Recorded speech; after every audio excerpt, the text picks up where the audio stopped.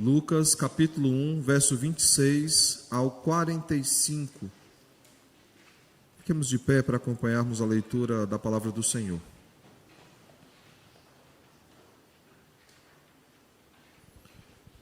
Diz assim a sua palavra: No 6º mês, foi o anjo Gabriel enviado da parte de Deus para uma cidade da Galiléia chamada Nazaré, a uma virgem desposada com certo homem da casa de Davi, cujo nome era José.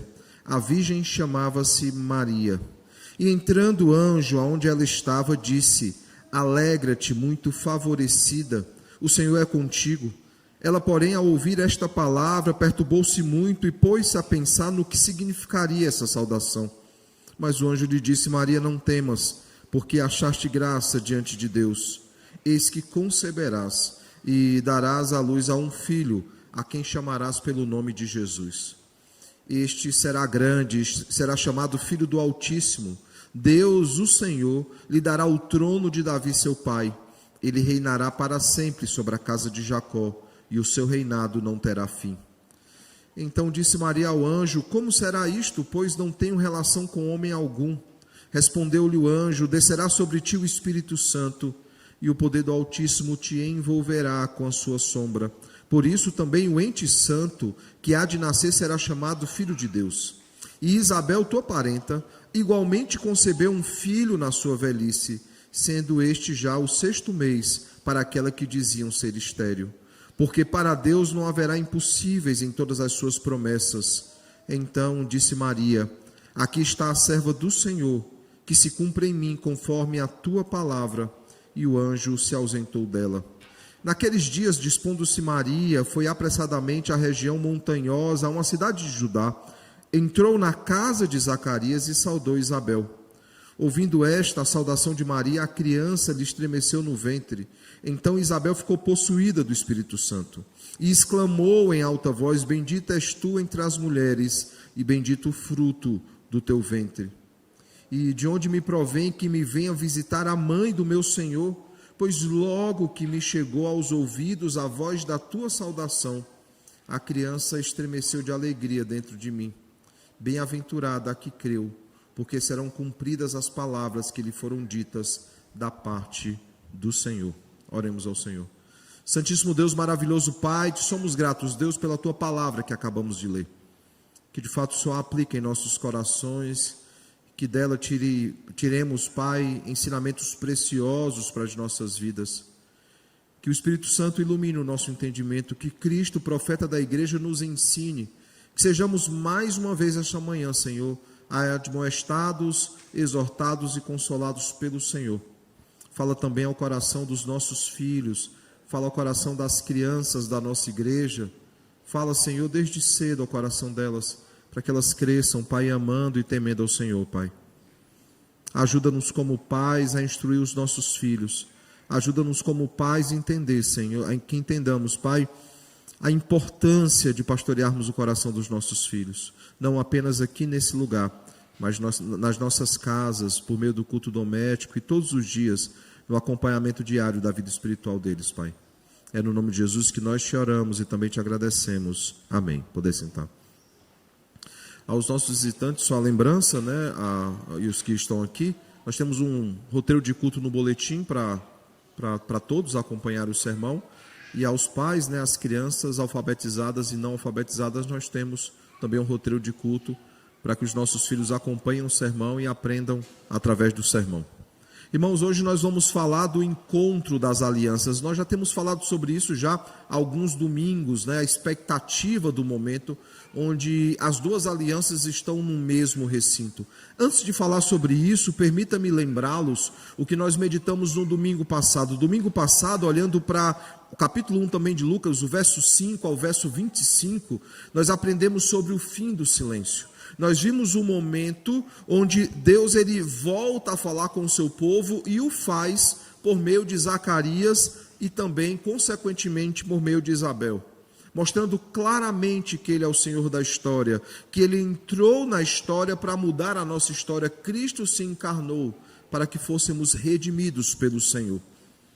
Vimos então, irmãos, que a partir disso nós precisamos precisávamos aprender 3 lições e colocá-las em práticas. A primeira delas é que nós precisamos confiar que Cristo voltará, pois a sua palavra nos assegura isso. A sua palavra nos deixa isso muito certo para todos nós. Assim como ele veio uma primeira vez, ele virá uma segunda vez. A segunda coisa, irmãos, é que não apenas devemos confiar nessa promessa, mas nós devemos nos preparar para essa promessa. Devemos nos preparar por meio de uma vida de santificação, para que possamos, pelo Senhor, sermos achados dignos no dia do Senhor. Confiando, irmãos, que é Ele quem nos prepara, é Ele quem nos auxilia, é Ele quem nos santifica, é Ele quem nos ajuda para que possamos desenvolver a nossa salvação, é Ele que completa a boa obra que Ele mesmo iniciou em nós.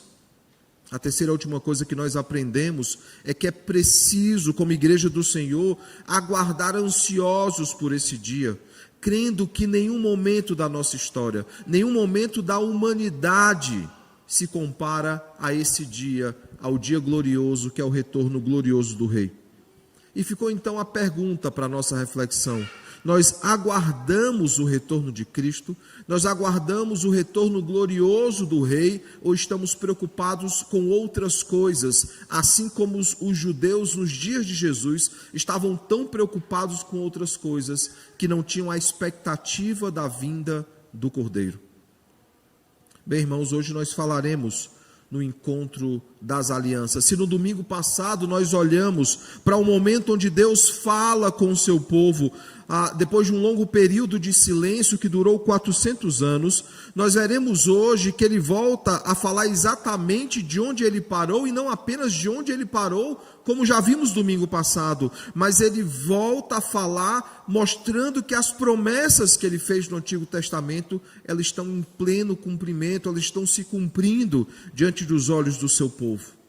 Deus, ele volta a falar com o seu povo, e ele o faz através de Cristo, e os primeiros a ouvirem a voz do Senhor, ouvir aquilo que Cristo tinha a falar, é Isabel e João Batista.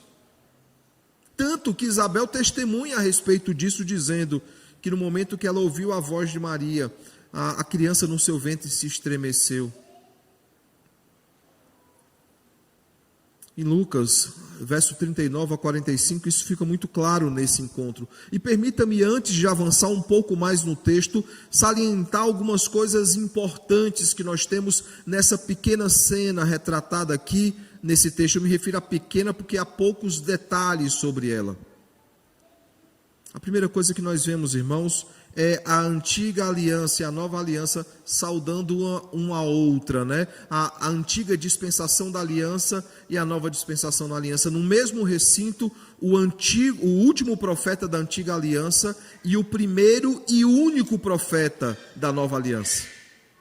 Único porque em Cristo esse ofício se cumpre por completo, por isso não há mais profetas nos nossos dias. Por mais que alguns insistam em usar essa nomenclatura. Não há mais profetas, nem muito menos apóstolos, porque essa era também já se encerrou. No mesmo lugar, as duas alianças, ou as duas dispensações de uma mesma aliança, estão no mesmo recinto. O Filho de Deus saúda o filho da mulher, o filho de Isabel, aquele que prepararia o seu caminho, como Malaquias havia predito e como o anjo testemunha lá em Lucas, dizendo que ele prepararia o caminho do Senhor. O Filho do homem, com H maiúsculo, saúda o Filho do homem com H minúsculo. O Filho de Deus e o Filho de Isabel estão no mesmo lugar, uma aliança cumprimentando a outra aliança. Que encontro glorioso, irmãos. Esse encontro ele só irá se repetir, pelo menos naquilo que se tem registrado nas Escrituras. Esse encontro só irá se repetir em João capítulo 1, verso 29, quando nós vemos o seguinte: no dia seguinte, viu João a Jesus, que vinha para ele e disse: eis o Cordeiro de Deus que tira o pecado do mundo. Mas o texto de hoje, irmãos, é muito mais do que isso. Há promessas do Antigo Testamento que estão se cumprindo por meio dessas duas famílias. Por exemplo, se nós olhamos para os nomes dos pais de João Batista, isso fica muito claro. Zacarias quer dizer Deus se lembra, ou lembrado de Deus. E o nome Isabel, né, que também é Elisa no hebraico ou Elizabeth no grego, esse nome ele diz o seguinte: Deus ele jurou, ou juramento de Deus. Deus é aquele que jura e aquele que cumpre, por isso ele se lembra das suas promessas. Perceba que Zacarias e Isabel apontam claramente para isso. Deus ele jurou, Deus ele se lembra, logo ele cumpre aquilo que ele prometeu, porque ele não é homem para mentir. Assim, irmãos, podemos entender, olhando para os dois nomes, que Deus ele se lembrou do seu juramento. Claro, lembrou-se entre aspas, porque ele não é homem para esquecer. Ele se lembrou do seu juramento ou da sua promessa, mostrando que Malaquias capítulo 4, verso 5 e verso 6, e Lucas capítulo 1, verso 16 e 17, não apenas estão conectados, sendo um continuidade do outro, mas cumprimento do outro. Deus ele se lembrou daquilo que ele prometeu, ele se lembrou das suas promessas, logo ele as cumpre.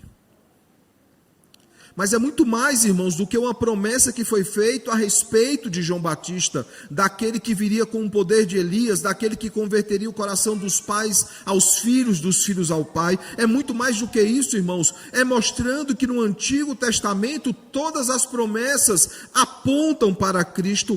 Cada versículo dessas promessas apontam para Cristo. Por exemplo, Deus prometeu, jurou a Abraão que haveria a semente da mulher, a descendência da mulher que pisaria a cabeça da serpente. Isso se cumpre em Cristo. Quando Deus promete a Abraão um descendente, ele está falando de Cristo, como Paulo bem assegura em Gálatas 3. Quando ele fala que nele, naquele descendente seriam benditas todas as nações, ele se refere ao Evangelho, como Gálatas 3 nos diz. Mas não apenas isso, irmãos, a promessa da terra é a promessa de uma terra que não é meramente física, mas sim também espiritual. Assim como os nossos primeiros pais, eles pecam contra o Senhor e nós estamos em pecado, nós necessitamos de um Redentor. Na continuidade da história, nós vemos então que Abraão, o pai Abraão, ele recebe a promessa da terra, e após o Egito, após a morte do Cordeiro Pascal, o derramar do sangue nos umbrais da porta, e a morte não tendo autoridade sobre eles, eles saem do Egito, eles peregrinam no deserto, à espera, na expectativa da terra prometida pelo Senhor, a Canaã. Assim também nós, irmãos, estávamos num cativeiro de pecado, fomos libertos desse cativeiro pelo sangue que foi derramado no madeiro. Nós caminhamos no deserto da vida, dia após dia, sendo mantidos e guardados pelo Senhor, na expectativa da terra, da nova Canaã.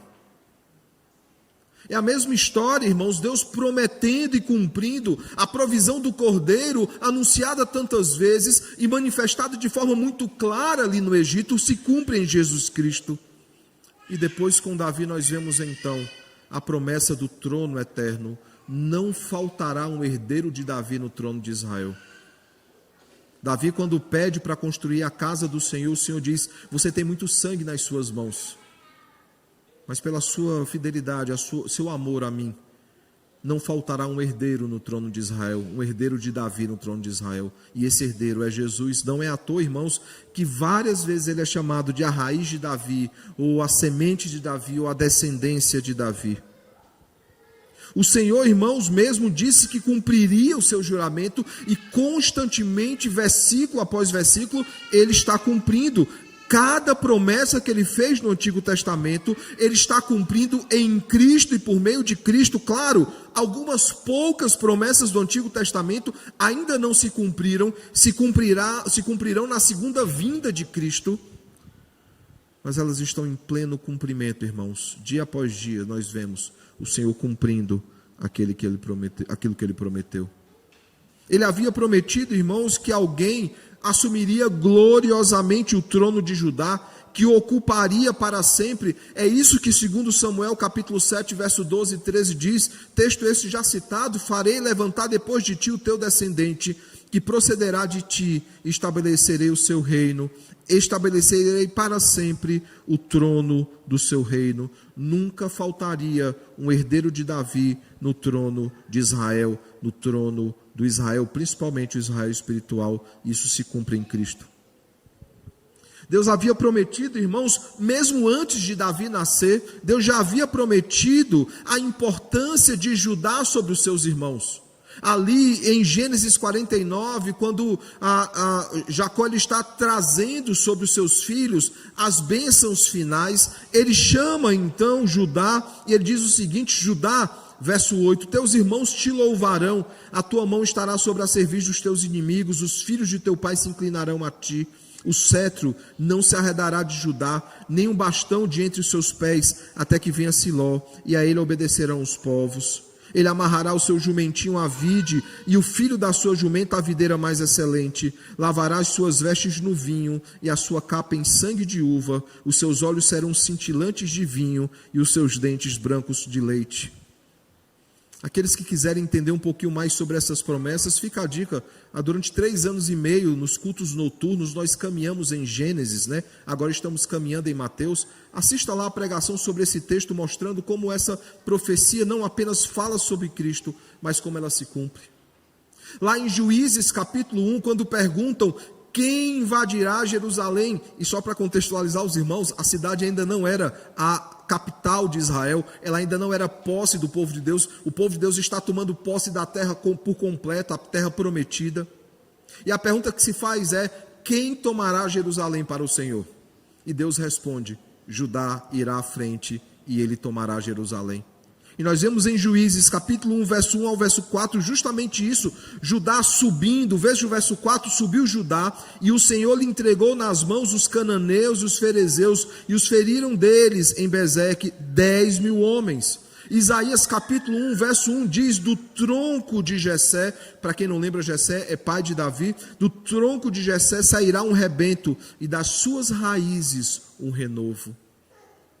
Miqueias capítulo 5, verso de número 2 diz: e tu, Belém Efrata, pequena demais para figurar como grupo de milhares de Judá, de ti me sairá o que há de reinar em Israel, e cujas origens são desde os tempos antigos, desde os dias da eternidade. E isso é importante para que ninguém dissesse que se referia a qualquer homem ou a qualquer rei. Aqui ele fala sobre o rei eterno, o verdadeiro rei de Israel.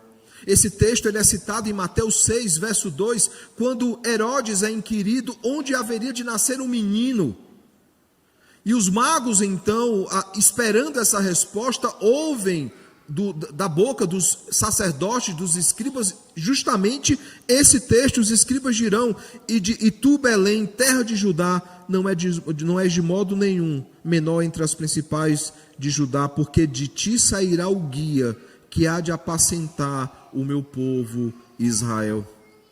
Assim, irmãos, por meio de Zacarias e Isabel, nós vemos que Deus ele não se esquece das suas promessas, mas nós vemos o mesmo acontecendo com José e com Maria. Também por meio dessa segunda família, nós vemos Deus cumprindo as suas promessas, rumando para aquela que é a promessa mais importante, que é o anúncio da vinda do rei, do filho de Davi. Não é à toa que nos versos 30 a 33 do texto que nós lemos hoje, nós lemos esse anúncio: Maria, não temas, porque achaste graça diante de Deus, eis que conceberás e darás à luz a um filho, a quem chamarás pelo nome de Jesus. Jesus, irmãos, para quem não sabe, é a mesma grafia de Josué, é a mesma grafia. Depois, quando nós temos as maçoras ou os símbolos maçoréticos, que são as vogais, os nomes eles se distinguem de alguma forma, mas o significado é o mesmo. Ele é a nossa salvação. E é o mesmo significado, irmãos, porque é a mesma palavra originalmente. Depois, com as maçoras ou as vogais, né, elas se distinguem. E o texto continua dizendo: este será grande e será chamado Filho do Altíssimo. Deus, o Senhor, lhe dará o trono de Davi, seu pai. Ele reinará para sempre sobre a casa de Jacó, e o seu reinado não terá fim. Diante do que foi exposto, então, irmãos, eu pergunto: o que é que nós podemos aprender no texto dessa manhã? Quais são as lições que Deus está ensinando ao seu povo por meio do texto que nós lemos? E que lições são essas para que delas tiremos aplicações importantes para a nossa vida? A primeira coisa, irmãos, olhando para os nomes representados no texto, nós vemos que Deus ele não se esquece do seu povo, Deus ele se lembra do seu povo. E mais uma vez, lembra entre aspas, porque ele não se esquece de nada. mas para aqueles que passavam 400 anos sem ouvir uma palavra, e finalmente Deus, ele volta a falar. Zacarias, ele pode dizer com toda alegria, Deus realmente se lembra, ele não se esquece do seu povo. Veja, irmãos, em que situação o povo de Deus se encontrava. Todos estavam perdidos, todos estavam desgarrados, eles não tinham mais palavra da parte do Senhor, eles estavam soltos, tanto que eles não esperavam pelas promessas. Deus se lembra, mas o povo não se lembrava, o povo havia se esquecido das palavras do Senhor. E Deus então mostra que o povo pode até esquecer, o povo pode até não aguardar a vinda do Cordeiro, mas ele se lembra e ele cumpre as suas promessas, por mais que o povo não lembre e não cumpram aquilo que eles prometeram. O povo havia prometido ser povo de Deus, mas eles não viviam como povo de Deus. O povo havia prometido esperar pelo Redentor, mas eles não esperavam pelo Redentor. E Deus então ele se lembra e ele nos dá o nosso Redentor. Naquele dia, irmãos, muitos não esperavam pela primeira vinda de Cristo, mas não se enganem, irmãos, nos nossos dias, muitos não esperam pela segunda vinda de Cristo. Nós não falamos mais sobre isso.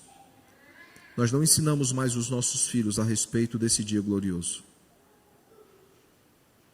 Nós simplesmente nos esquecemos. Mas o Senhor não se esquece, Ele se lembra. E aquele que promete, cumpre. E Ele prometeu que Cristo voltará para nos buscar. E essa é a segunda lição desse texto. Ele não é apenas aquele que se lembra do seu povo, Ele cumpre as suas promessas. Ele cumpriu as promessas que já fez. Ele cumpre e cumprirá outras que ele já fez e ainda não se cumpriram. Percebe, irmãos, que não é aquilo que nós achamos que Ele prometeu.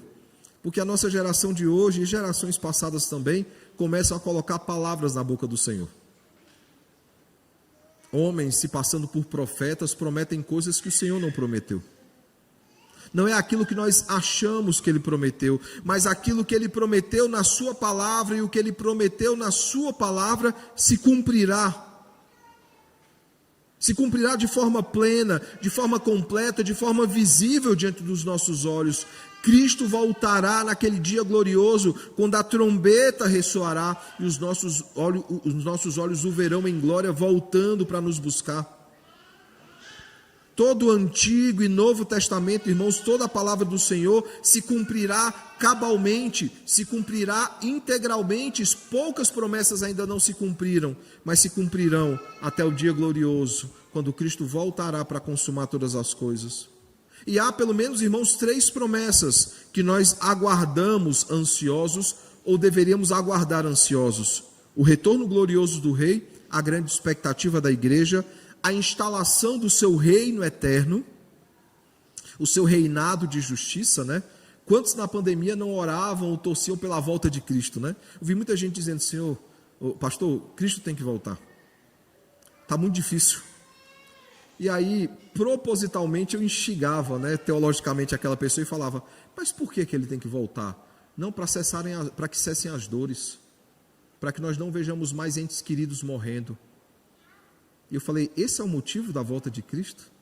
O motivo da volta de Cristo é a consumação do seu reinado eterno, o seu reinado de justiça. O resto faz parte do pacote, mas não é o mais importante. Claro que com a volta de Cristo cessarão as doenças, a morte, as consequências da queda. Mas nós aguardamos ansiosos o retorno de Cristo, irmãos, para a instalação do seu reinado eterno, mas também, e essa é a terceira promessa, para a glorificação dos nossos corpos. E eu pergunto, antes de chegarmos ao terceiro aspecto desse texto, é por isso que nós esperamos? Essa é a nossa expectativa para 2025, ou nós temos outros planos mais importantes? Eu já comentei com os irmãos, e não é brincadeira só minha, nem só da minha época, todos que vieram antes de mim, e possivelmente os que virão também depois da gente, brincarão talvez da mesma forma. Nós tínhamos aquela brincadeirazinha dizendo: Jesus não pode voltar enquanto eu não casar, né? Quem nunca brincou com isso? Os mais novos em algum momento brincaram de alguma forma. Talvez a geração de hoje, que não está tão preocupada assim em casamento, em constituir família, não brinque com isso, né? E eu falei: rapaz, Cristo não pode voltar antes de eu casar, ou Cristo não pode voltar antes de eu ter um filho, ou qualquer brincadeira nesse sentido.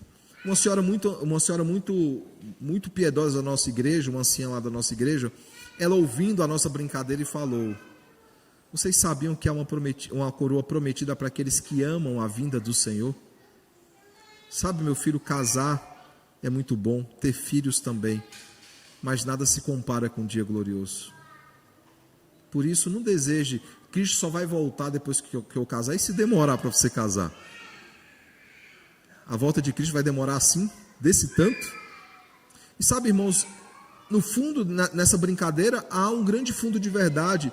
Na verdade, as nossas agendas, os nossos planos, os nossos projetos, eles passam por várias pautas e tem vários itens, mas a volta de Cristo não é o primeiro da lista. Nós não oramos ao final do dia, dizendo ao Senhor: Senhor, me dá uma boa noite de sono reparador. E se eu fosse acordado de madrugada, com o ressoar da trombeta e o clarão, eu ficaria muito feliz. As nossas orações não têm mais esse roteiro, irmãos. Ou ao acordar dizer: Senhor, que bom seria se o Senhor voltasse hoje e consumasse todas as coisas e instalasse o teu reino eterno. Isso nos leva ao renovar de todas as coisas, irmãos. Esse texto ele fala sobre que ele não se esquece de nós, que ele cumpre as suas promessas, mas também que ele renova todas as coisas. Ao se lembrar das suas promessas, ao cumprir as suas promessas, o reinado de Cristo já foi instalado espiritualmente, ele já reina em nossos corações. Nós amilenistas cremos que não haverá um reinado de 1000 anos futuro, ele já reina desde a vitória na cruz, ele já reina em nossos corações, mas haverá um momento onde todas as coisas serão consumadas e ele reinará visivelmente, fisicamente diante de nós. Mas ele já reina em nossos corações, ele já começou a renovar todas as coisas, né? O já e ainda não. Haverá um dia, irmãos, o dia glorioso, onde Deus consumará todas as coisas, mas lembrem, isso já começou na manjedoura, isso passou pela cruz do Calvário, passou pelo sepulcro, até chegar no trono. Ele está no trono eterno, mas ele passa por um processo até chegar lá, e do trono eterno então ele virá para nos buscar, para estar com ele eternamente, pois o seu reinado não terá fim, como o texto nós vimos aqui diz. A morte será finalmente vencida. E eu concluo esse terceiro ponto e vou para a conclusão final, lembrando o texto de 1 Coríntios 15 que nos diz: e quando este corpo corruptível se revestir de incorruptibilidade, e o que é mortal se revestir de imortalidade, então se cumprirá a palavra que está escrita: tragada foi a morte pela vitória. Onde está, ó morte, a tua vitória? Onde está, ó morte, o teu aguilhão? O aguilhão da morte é o pecado, e a força do pecado é a lei. Graças a Deus que nos dá a vitória por intermédio de nosso Senhor Jesus Cristo. Eu pergunto então, irmãos, que aplicações nós podemos tirar do texto dessa manhã? A primeira delas, irmãos, é que nós precisamos nos lembrar do Senhor e das suas promessas, sem nos esquecer daquilo que a Bíblia diz. Lembra o texto de Lamentações, né? Quero trazer à memória aquilo que pode me dar esperança. E o que pode nos dar esperança, irmãos, não é apenas as misericórdias que são renovadas sobre nós a cada manhã. Não é só porque é grande a bondade do Senhor, não é porque Ele nos atende e faz isso enquanto estamos em oração e em silêncio diante dEle. Não, irmãos, aquilo que nos traz esperança é a promessa do retorno glorioso de Cristo. Quando retornaremos ao jardim, quando voltaremos ao Éden, quando essa terra será totalmente transformada e reinaremos eternamente com o Senhor. Nós precisamos nos lembrar do Senhor, nós precisamos nos lembrar das suas promessas, quando as coisas estão ruins, mas principalmente quando elas estão boas. É interessante que nós só nos lembramos do Senhor nos momentos ruins, né? É nos momentos que nós precisamos do Senhor que nós nos lembramos dEle.